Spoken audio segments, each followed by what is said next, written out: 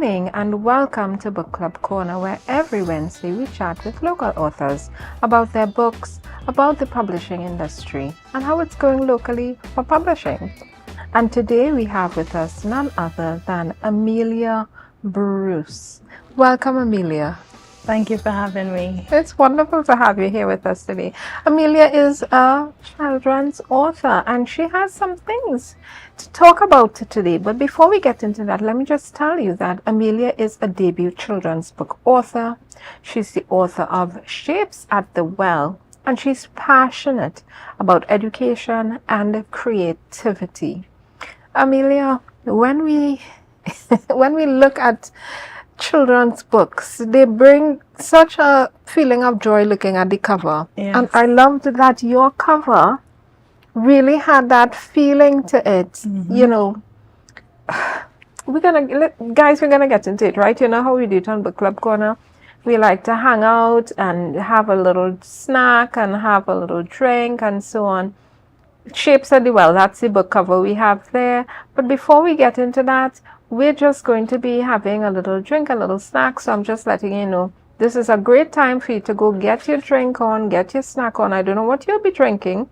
I'm having a commercial drink today, so we're not going to be telling you what it is, right? Because they're not sponsoring us. Not yet. But so giving you some time, go grab your drink, grab your snack, and come right back. And when you come back to Book Club Corner, right here on Tobago Updates, we'll be chatting with the amazing Ameelia Bruce from right here in Mariah. See you in a few minutes.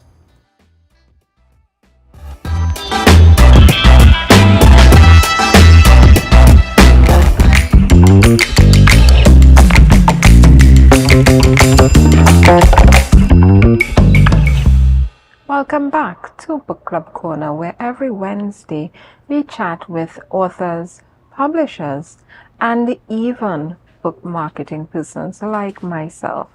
I am Jewel Green and I am your host for Book Club Corner every Wednesday. And we are chatting today with Ameelia Bruce, a children's book author. Ameelia, tell us about your book. Tell us about the journey. What made you want to become a children's book author, or was it by accident? It was not at all. So I have a love for education, particularly with preschoolers, because it allows me to be most creative. Because apart from education, I am very, very creative. And I noticed that sometimes when you call children to come and do schoolwork, they would be a bit disappointed. And I wanted to do things that would create a more positive reaction to when you say, come on, let's do some work.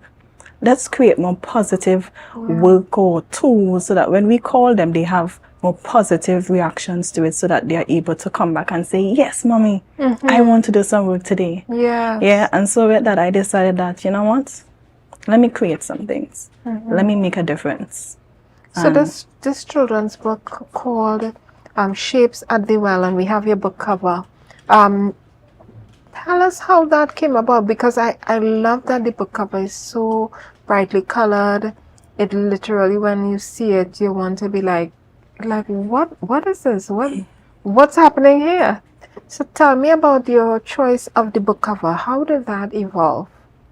Well, I knew what I wanted to get out of my audience. I know that I wanted to capture their attention. And understanding children is understanding that they also react to colors.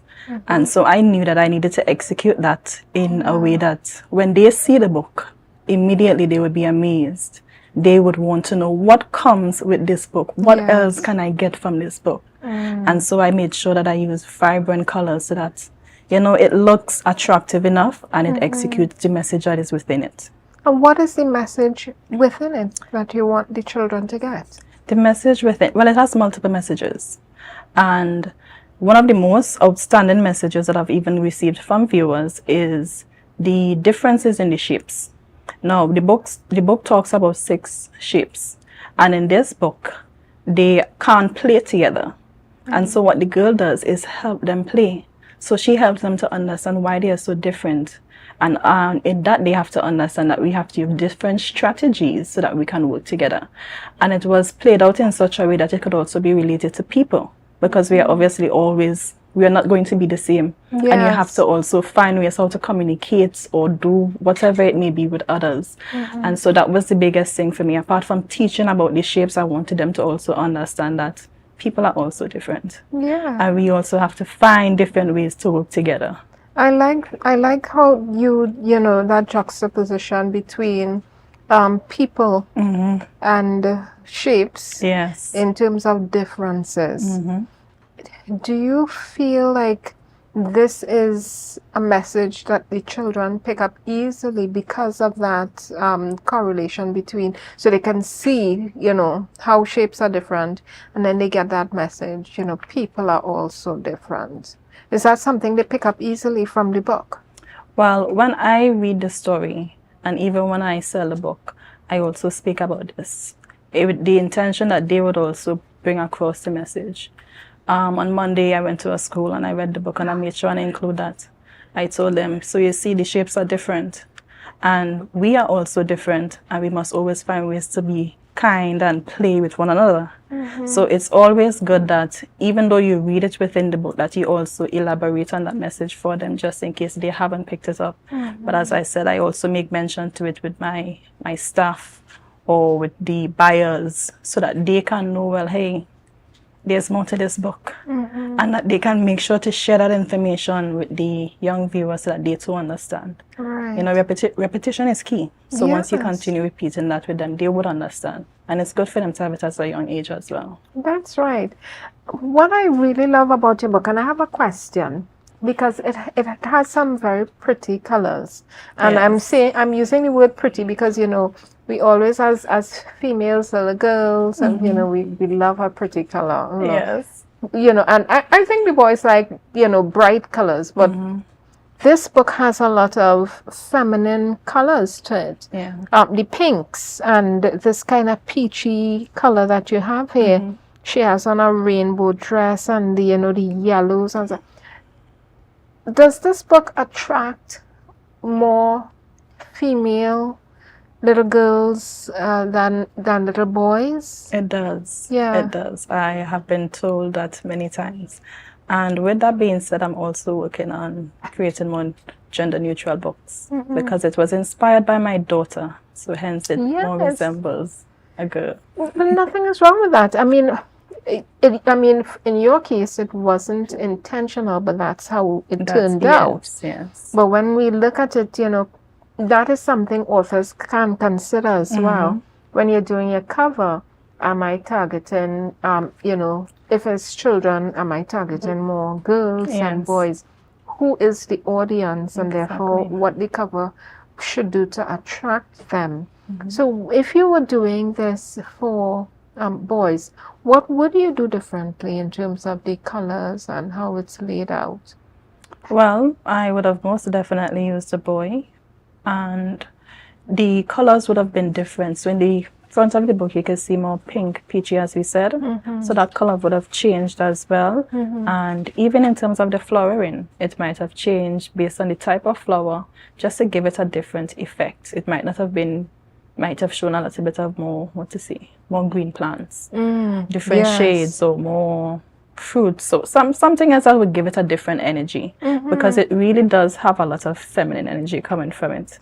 You know, as we're sitting here talking about this, you know, coming out of International Women's Day, when we're looking at gender roles and gender issues, you know, yes, I know I may be beating at the drum, but are we in society doing a good job of making sure, because we want to have this conversation when they get older, in terms of them being able to flex, as we say, between the two, what society thinks should be male or female in terms of roles.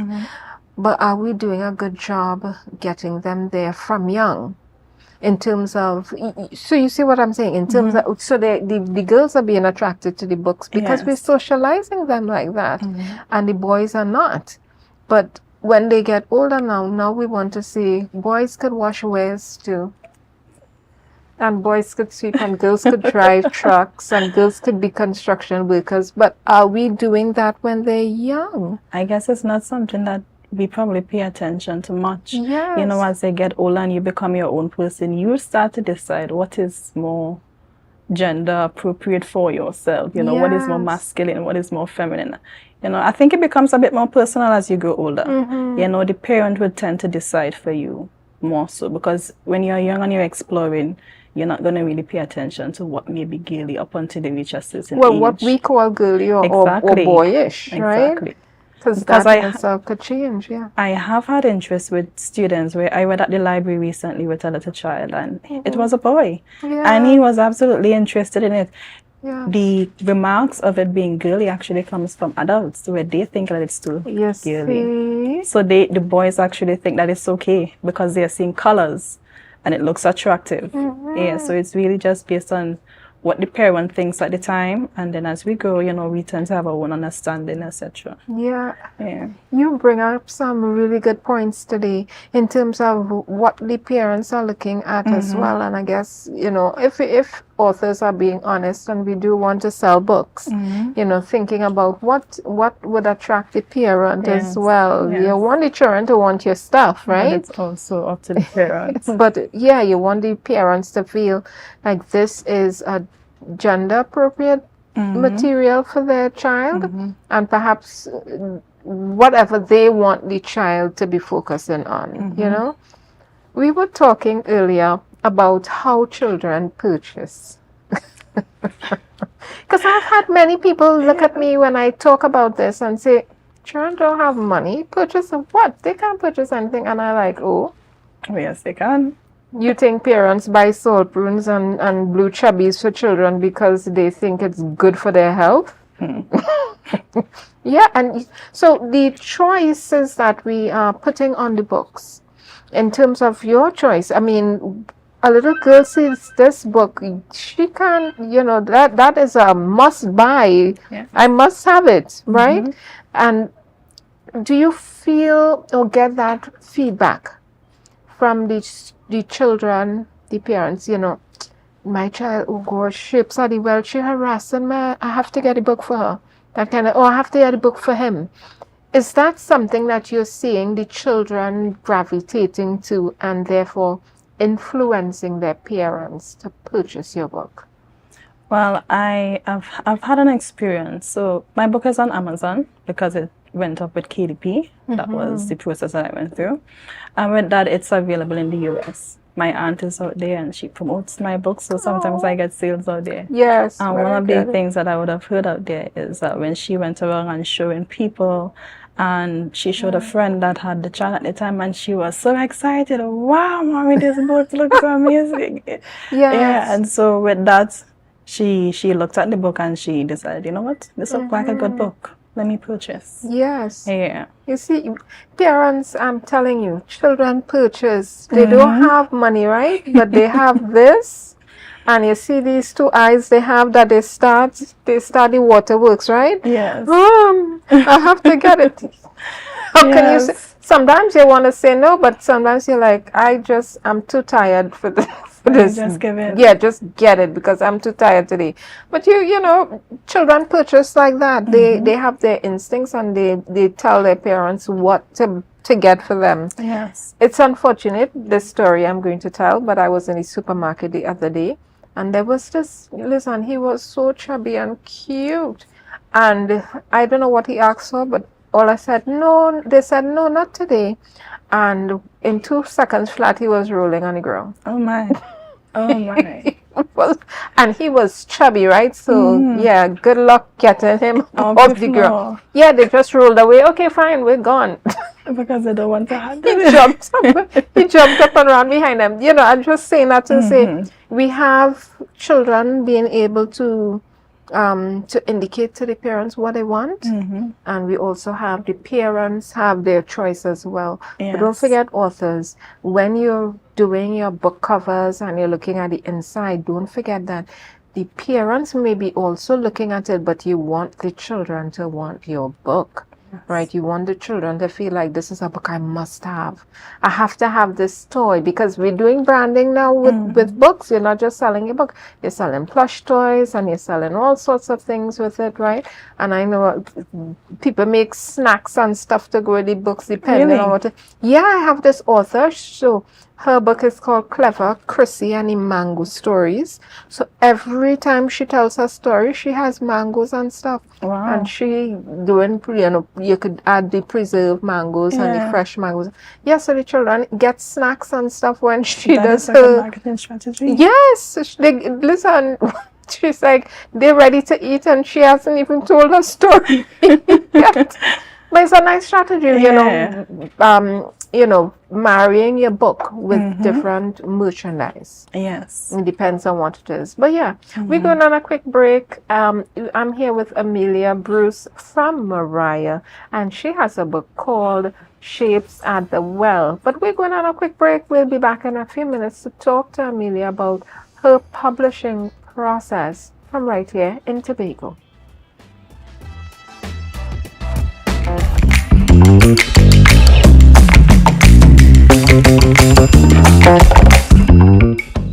And welcome back to Book Club Corner.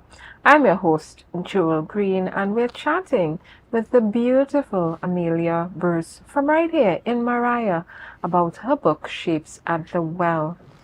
Listen, Ameelia, this publishing process, tell us about your journey. Was it hard?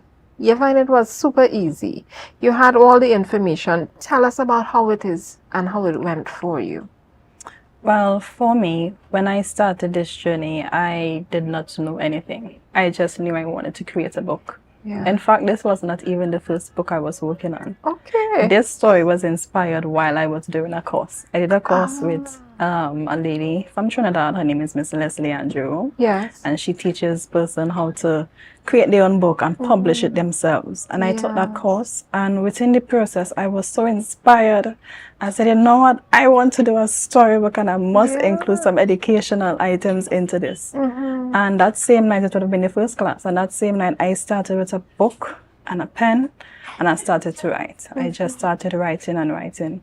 And by the end of the class, with all the knowledge that she gave, bit by bit, I started putting it together. She gave me everything that I need. So I wasn't really falling short in anything. It was just a matter of me to put together the words and think of the illustration, think of what I really want the viewers to get out of it. But for me, I would say, there would be challenging times where you may feel somewhat stuck. And it's just for you to push through it, There were times where I felt like I'm not getting what I want in terms of the background. I know I want something extravagant or something beautiful. But I'm not finding something that's satisfying me. And it took a while. I took a break. I came back to it again. And then it came to me and I said, yes, this is it. So what led you to AI? Because, you told me this before, but what led you to that? And what would you say about the use of AI in the creative process for literary creatives? Well, within the course, she also gave us the apps that we can use. So the idea of the AI came from her. So as I said, everything was literally in the package. It's just for you to open it and use it.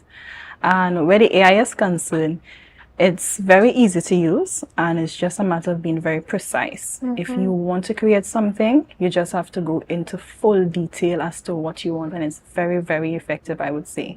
Yeah, it's just a matter of putting it exactly how you want. You may have a bit of trouble. You may have to reload it to get what you want. It may not, it may satisfy you, but you may want more, and it's just a matter to just be continuous. Continue going at it, continue going at it. Eventually, you would get what you need. So tell me, in terms of, again, AI and the use of it, how do you navigate the copyright for those images? One author I talked to her about it, and she was saying, but what AI is only giving me what I asked for. So it's my work still. How do you feel about that? And perhaps even about authors using AI in their work? Well, for some of the apps, really and truly, when you do start using it with it, If it is that you decide that you want to stop using it for a period of time, because you have to pay for them, they actually take back some of the stuff that you have created with it. So where that is concerned, it's really you making that decision. Do I want to use this app? Yeah. So it's really just for you to come to that decision. You know, it's I have benefited off of it, and in my opinion, I've already gotten my gain. So it doesn't particularly bother me. I just know that I'm going there to execute what I want. Right. Again. So once that comes together for me, I am okay with it. Yeah. You know, I think AI has its place. It does. In not just the creative process, but in a lot of areas. They're also using AI in surgery now as well. Yes. So I think AI does have, that artificial intelligence does have its uses. I think for authors and creators, where we're trying to navigate is how and if we copyright those AI images, in terms of, do we own them now? Because you're saying, you know, if you don't use them, some of the apps, you know, they take them back. They now own it as well. Oh, exactly. But you can still get access to it. It's just that after you've left, they will now have access to the images that you generated. Yeah. I see. Ameelia, girl, let me tell you, I tried that AI thing. It was a free site. And when I finished generating some of the images, some of them had 6 fingers. Oh my. Some had ears where they shouldn't be. Wow. I was like, what is this? Yeah, I think it's because it was free. Maybe you needed to pay for it. Yeah, I think they did it on purpose. So it's like, oh, you like freeness? Yeah, because I've never encountered any of those problems. So one of the images, like the hands were crossed like this, and when I do check properly, it had a second hand coming from the back, hugging them up. Oh my. It's like, I didn't recognize it at first. Wow. But yeah. Wow. So you have to be careful with these AI free. Yeah, yes, authors. Some are free, but be careful with them. Check them properly, right? Don't use the 6 finger. Unless, of course, your image needs to have a 6 finger, right? I don't know.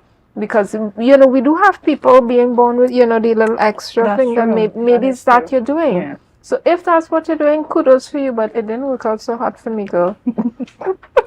People, we're going on a quick break, and when we come back, we're going to be talking about Ameelia's marketing process, as well as how she published her book. So don't go far. Get your drink and your snack, because I know you ate out all your gummies. I know you ate out all your biscuits.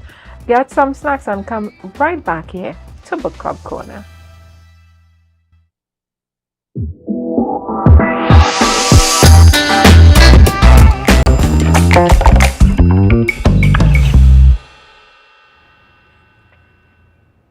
Again, welcome back to Book Club Corner, a lovely Wednesday in beautiful Scarborough, Tobago, and we're chatting here with Ameelia Bruce, debut children's book author from right about here, as they like to say in Barbados, right? She is a wee gal, as they say, in Tobago, and we're so happy to have her, so proud of her work. Ameelia, tell us about your marketing process. You're a first-time author. Yes. How did you feel when you clicked publish? And what did you do after that? I was really nervous. Yeah. Clicked publish, and I said, I wonder if I check everything properly, boy. You know, because now you know this book is coming. So I'm considering to myself, did I make sure everything is okay? So I was really nervous. Yeah. You know, and when the book finally came, I said, wow, I did this. Yes. I created this. So it was really an anxious process. Cheers to you. We have to celebrate the wins. Cheers to you. First time author. So you first published, you had your nervous butterflies, and then you realized, you know, you did such an excellent job. Now what? Now it's time to get this book out. Yes. Now it's time for this book to be seen. Now it's time for this book to educate. Yeah. So I decided, okay, I know I published a book to serve children. It's to educate children. How do I get to these children? Parents, school. And because it teaches you about the shapes, the size, and everything, one of my main targets are preschools. So currently, I'm going to preschool every week. There's not a week that passes by and I don't visit a school. So currently, there are certain preschools that actually has my book right now. And as I said, on Monday, I went to a school and I read for a classroom and it was really nice. Yeah, I really, really enjoy doing the in-person meeting and you're talking with them. I really enjoy it. Apart from that. So that's one of the ways you're marketing the book and pushing it. Yes. What has been the response? It has been great. It really brings a warmness, a very, very warm feeling over your heart when you meet someone and they start expressing how great your book is. Yes. Because then I am sitting, after we finish talking, I go back to my car. I'm sitting, I'm like, wow, this person loves my book. Yeah. They see it for what it is. They can get the message within it. Especially when it's coming from experienced persons like principals, when they give me great remarks. It really feels good. I sitting down and I'm thinking to myself, I said, yes, Ameelia, you did it. You created something that was great. Yep. Yeah. Tell me, when are you going to be leaving the shores of Tobago to continue promoting this book? What's happening? Well, I don't want to go to Trinidad to also promote it over here because really and truly it's only Tobago. Yes. And it is being sold in the US because of KDP. But right now, for sure, I know I want to go to Trinidad and get it into the preschools over there as well because I haven't had much audience from Trinidad. But definitely, it's being known in Tobago. Very good. And I'm also going to Trinidad very soon. I'm expected at the NALIS program, First Time Authors. So I'm very excited for that. So I'm hoping to, kill two birds with one stone and visit some schools while I'm there. Very good. Listen, I want to shout out NALIS, our good friends to Book Club Corner at the library here in Scarborough and the library in Port of Spain. NALIS has every year a first-time authors appreciation program, and we will be exhibiting books for the second time, only the second time. In Tobago, there's going to be a book exhibition. Usually it's in Trinidad. The whole program is in Trinidad, and it's going to be for the second time in the entire lifespan of this appreciation program in Tobago. So you can look out for that. And they should be here. The book should be here in May. But when are you going to receive your award from NALIS? I am not sure. So it's not next month? It is next month. Okay, just the date you're not sure about. So next month, that's April. Okay, very good. So listen, authors, don't miss out on this award, Unfortunately, sometimes this is the only award some people will get. I'm not throwing water on your parade. I'm just saying, if you're gonna get an award, this is a good place to start. Encourage yourself, and you've done quite a lot of work. So I would say, don't forget to sign up for that.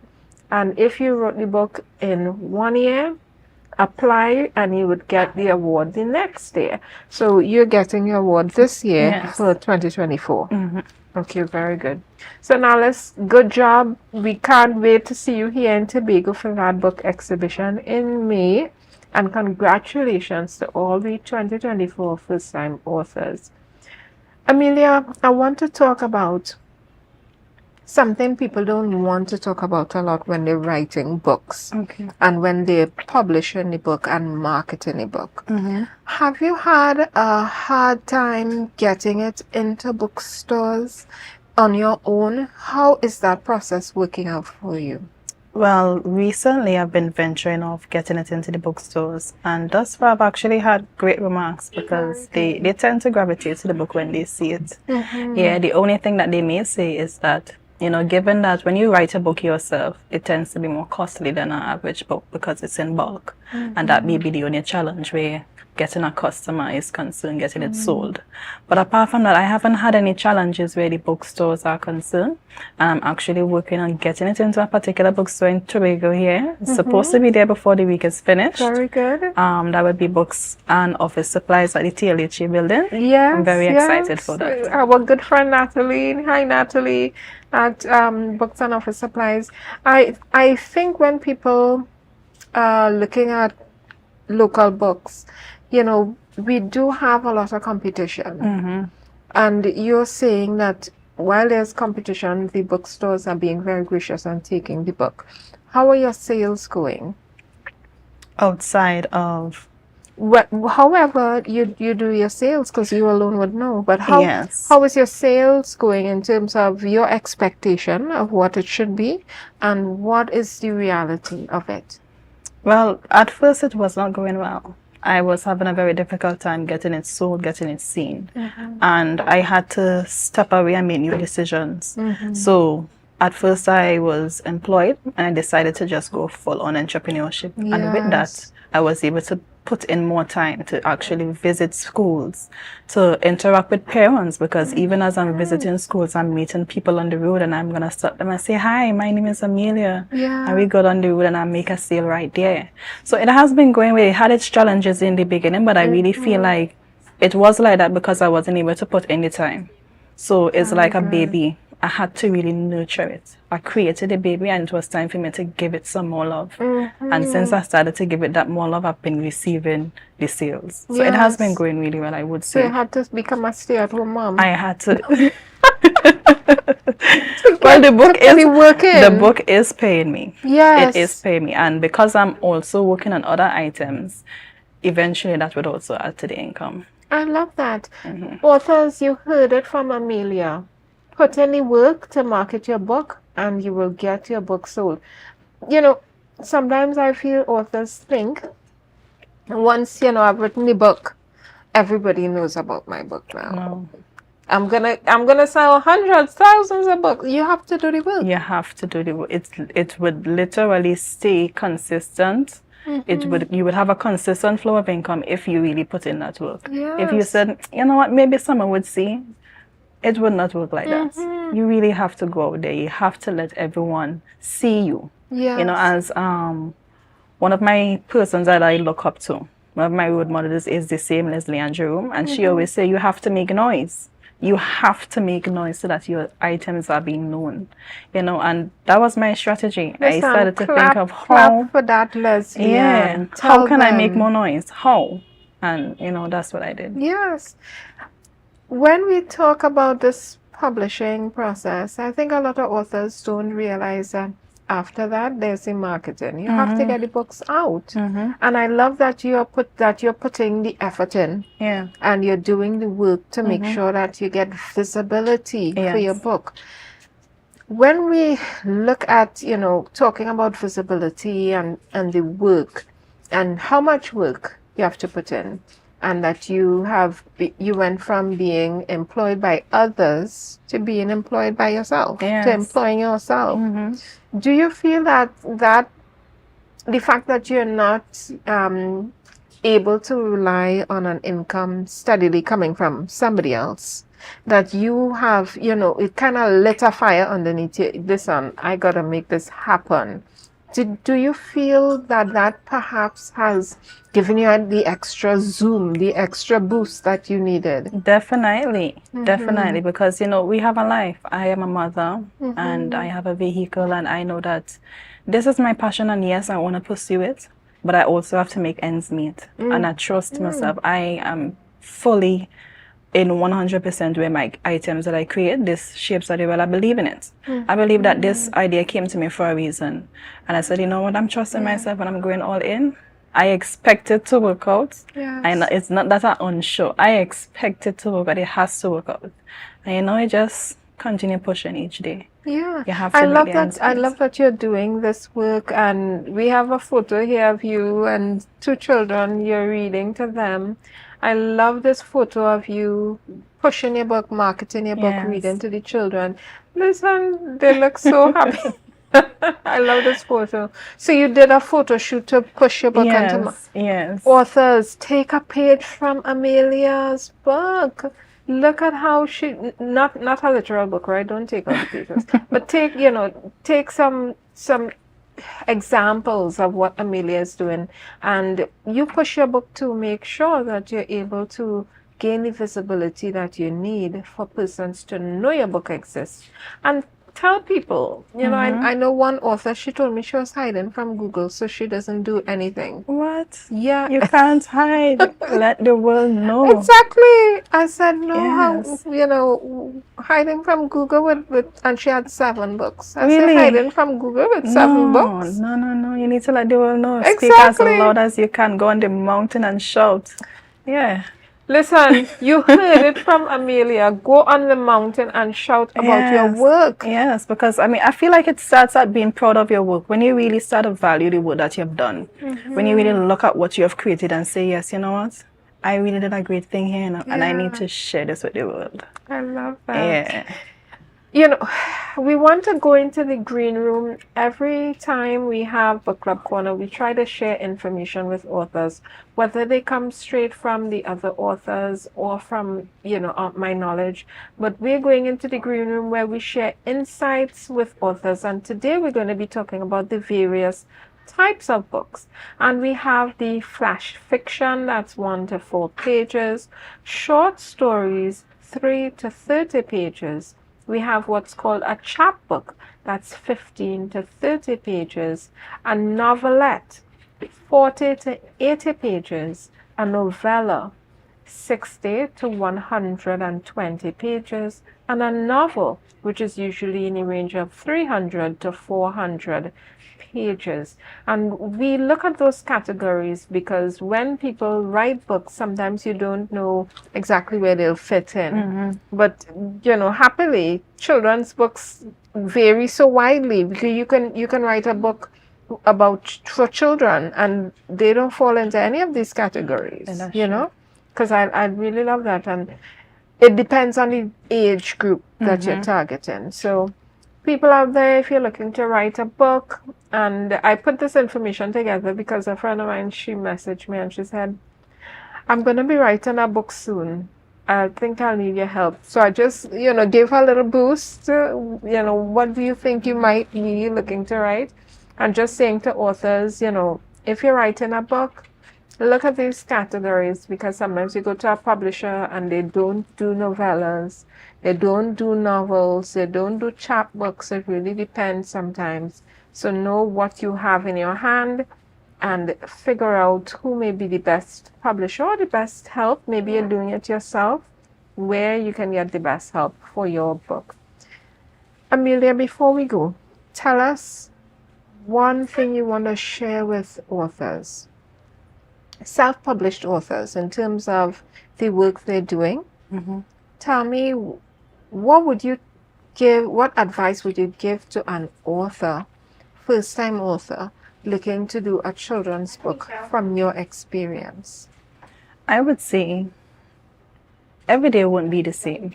You can be inspired today and you know what you want, and on your journey with the illustration especially, based on what you're looking for. Sometimes you're going to have challenging times, but you have to remind yourself of the goal. Always have a goal so that when you have those challenging times, you can look back on that goal. It's going to remind you why you started in the first place. You push through and you get the job done. Because at the end, you're going to look back and say, you know, I had a little stumbling block, but I overcame it. Yes. And now look at this product. I am proud of myself. Yeah. What motivated you when you got those stumbling blocks, as you put it? The fact that I wanted to see the finished product. I wanted to see the possibility of the shapes at the well. Yeah. I knew that it was a great idea. I knew that I wanted to do something that reflected who I am, because I'm very creative and I love the children education. I wanted something to be my own. So I said that I have to push through, I have to get it. I have to make it work. And it was also a part of building myself, you know, building consistency and overcoming. Because sometimes it can be discouraging, especially if you've been at a particular part in the story for a while and you haven't been able to go forward. But, you know, teaching yourself to push through difficult times, it does good for you. Yes. Yeah. People, we're having the most amazing conversation here with Ameelia Bruce. But before we go, you know how we have to get our read aloud session in, and Ameelia is going to be reading to us. I'm going to get comfy. Ameelia, get ready, girl. And you don't read everything to them, eh? Okay. Let them go and buy the book. Okay, no problem. Right? Leave something. I would. I would indeed. So let's get on with it. Okay, so we know that the book is called Shapes at the Well.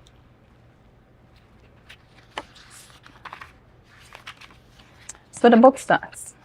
Zari loves the wishing well, and she is ready to make a new wish. She throws a coin and says, I wish to help someone new today, and runs off. Poof! What was that? She said, looking back. Give them a little sneak peek. Zari, we need your help, the shapes shouted. A star, a square, and a circle, she said slowly. I will help you, she said as she stretched out her hand. Give them one more page. Yes, ma'am. We'll show them the last Yes. page. Yes. And this is a transition. We hear poof. Yeah. And Zari's on her way to the Shapes land. So if you're interested, you can purchase and see what that Shapes land Exactly. looks like. I love how large Zari's eyes are. She does, and my girl is scared. She looks properly well scared. She like, what is that? Yes. Yeah, I love the expression. Yes.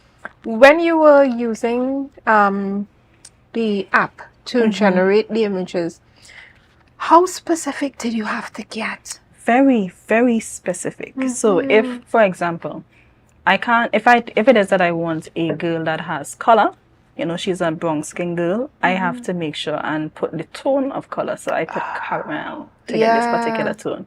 If you just say a black girl, they're going to give you a very black girl. Yes. So you have to be very, and you may want very variation. Yes. You have to be very specific to the T. But as you use it, you would realize that, okay, I need to go back and just put something else with this, you know. If you want a curly hair, you have to say kinky, or, you know, you have to be very specific. Yeah. Go into full detail. I love that. Yeah. You know, before we go, tell the viewers where they can get your book and exactly where you're heading in terms of the bookstores, where perhaps by the end of the week they'll be able to get your book, whether in Tobago and in Trinidad, and perhaps how soon in Trinidad. For Tobago, you can purchase my book very soon. It's not there as yet. So it'll be available very soon in the bookstore called Books and Office Supplies, right by the TLHE building. It would be available there. And apart from that, I advertise my business on Instagram. So if you have my contact, if you check the business page, you can get my contact, or you could also message me. And I can meet you in person as well. Oh, what's the handle on Instagram? Happy Learners with Ameelia. That's my business name. So once you go there, there's everything available there that you can contact me with, and you'll be able to, we can meet up and we can purchase a book. Okay, wonderful. Yes. Do you have an email address or number you can leave with them? I do. So my email address is happylearners. I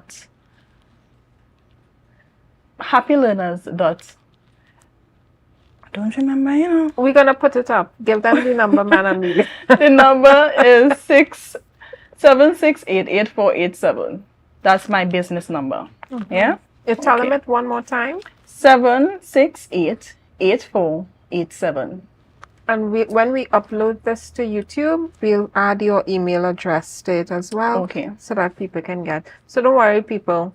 She had some brain fog with the email address. It happens. But we're going to make sure we share all her information so you can get your copy of the book directly from her. Or you can check Books and Office Supply in the very near future right here in the TLH Mall to get your copy of Amelia's book. No. Ameelia, it was very nice having you here with us. We won't tell the public what just happened, right? It was very nice having you here with us. It was nice being here. I love your book. I am so proud of you. This is the first time we're meeting, but I'm very proud of you, especially as a Caribbean person, as a woman, and as a person straight out of Tobago. Yes. You published a book. Let me tell you, I want that book everywhere in Tobago. Yes. I don't want one person in Tobago to be able to say, what? I never see that book yet. I want them to be sick of you. Yes. Yes, they must see it everywhere. Exactly. Listen, next is a billboard, right? Definitely. Definitely. Listen, cheers to you, Ameelia. Thank you for being here with us today on Thank you Book for Club having Corner. me. And wishing you all the best. Thank you so much. In terms of your other books, because this is the first of many. Yes, it is. And authors out there, please take encouragement and motivation from Ameelia. This is her first book of many, and you too can have the first of your many books. But you have to write that first one, okay? You have to get over the hump, as they say in the lottery. You can't win unless you buy a ticket, right? Yes. Yeah, so you can't be an author unless you publish a book. So get cracking, right? Keep reaching for the stars. Check us out next week as we talk to another local author about their book. And don't forget, you have a story worth telling and you need to tell it. We'll see you next week right here on Book Club Corner.